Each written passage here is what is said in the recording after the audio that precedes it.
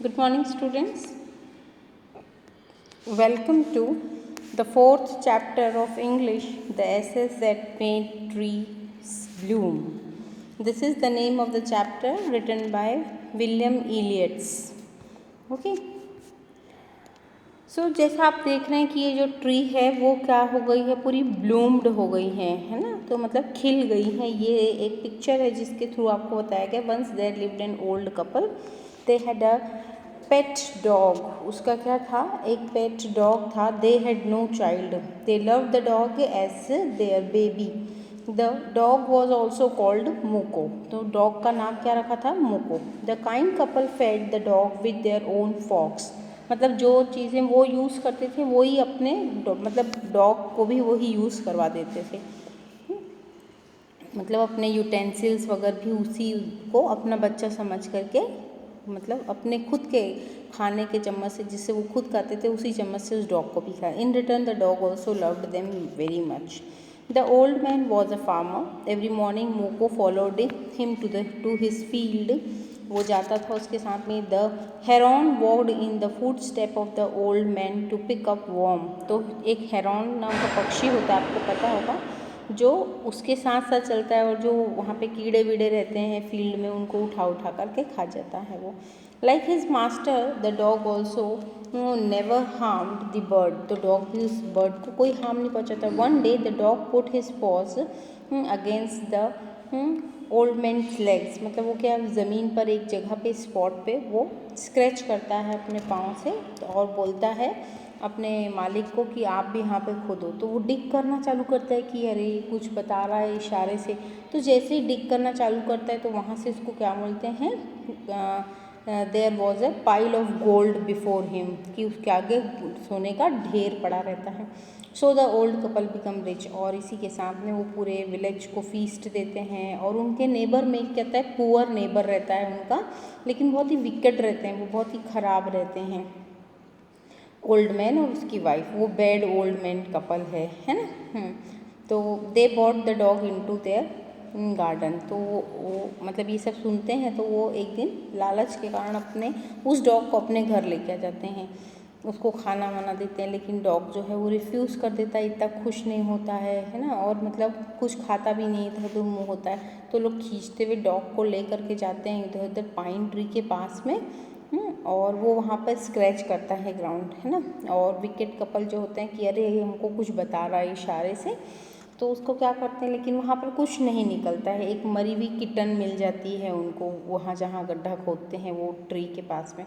तो वो लोग गुस्से के मारे उस डॉग को क्या करते हैं, मार डालते हैं। और वहीं होल में जहाँ गड्ढा किया रहता है उसी होल पे उस डॉग को बरीड कर देते हैं। और फिर इस साइड में जब ये इंसिडेंट के बारे में, डॉग्स की डेथ का इंसिडेंट है, reach the ears of its owner, he felt so bad as he lost his own son. He went to the place where his pet had buried. He mourned for a long time. He called him with many dear names as he were alive. That night he saw the dog in his dream. तो dog क्या बोलता है कि जहाँ pine tree है वहाँ पर आप जा कर के मतलब the dog asked him to cut the pine tree, और तुम उस पाइन ट्री को काट देना। सपने में आके बोलता है डॉग का स्पिरिट, और उससे एक मोर्टार बना लेना, मतलब एक ओखली बनाना और एक मिल बनाना, है ना, चक्की बनाना।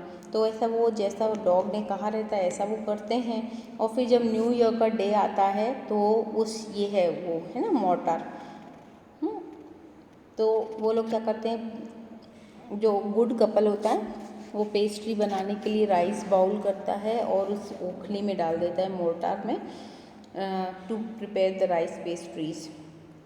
They pulled the boiled rice in the wooden mortar. The old women used the wooden hammer to pound the mass into dough.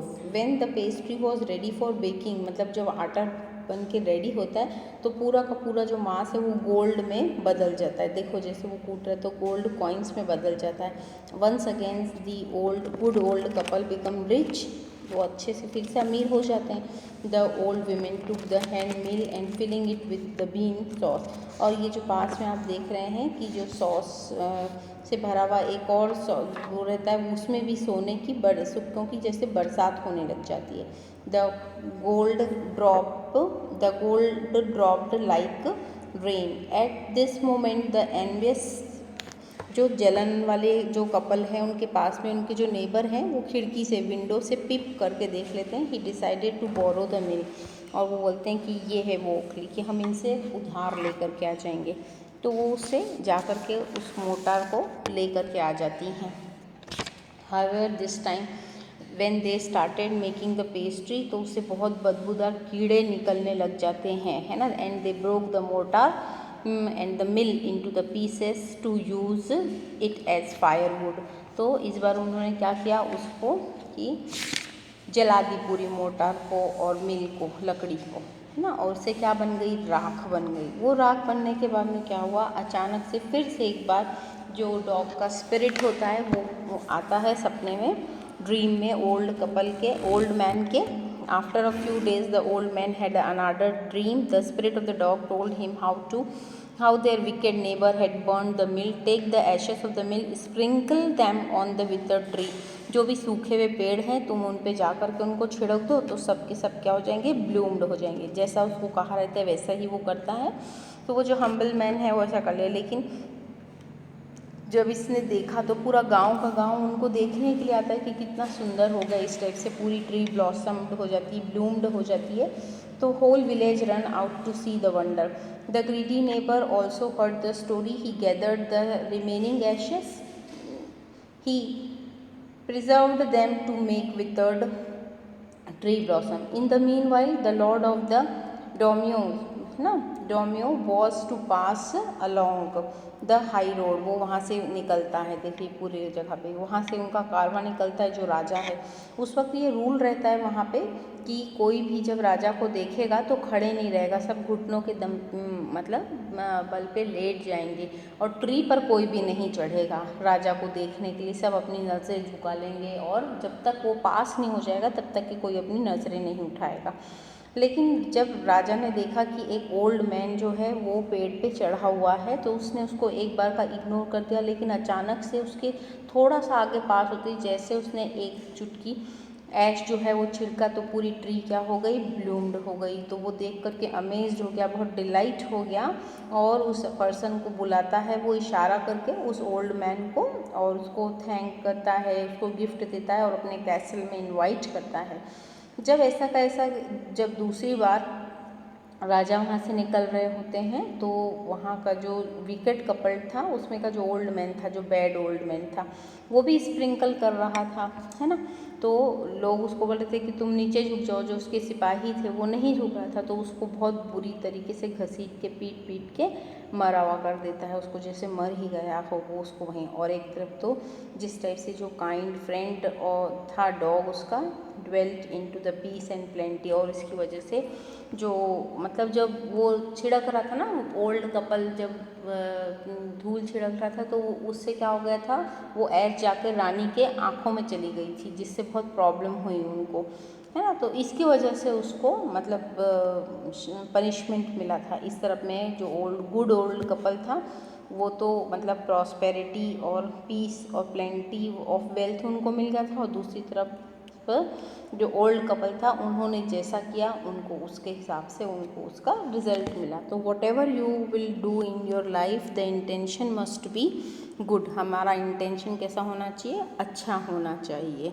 So this was the moral of the story. I hope you understood the story well. Till then please go through the text once. Thank you.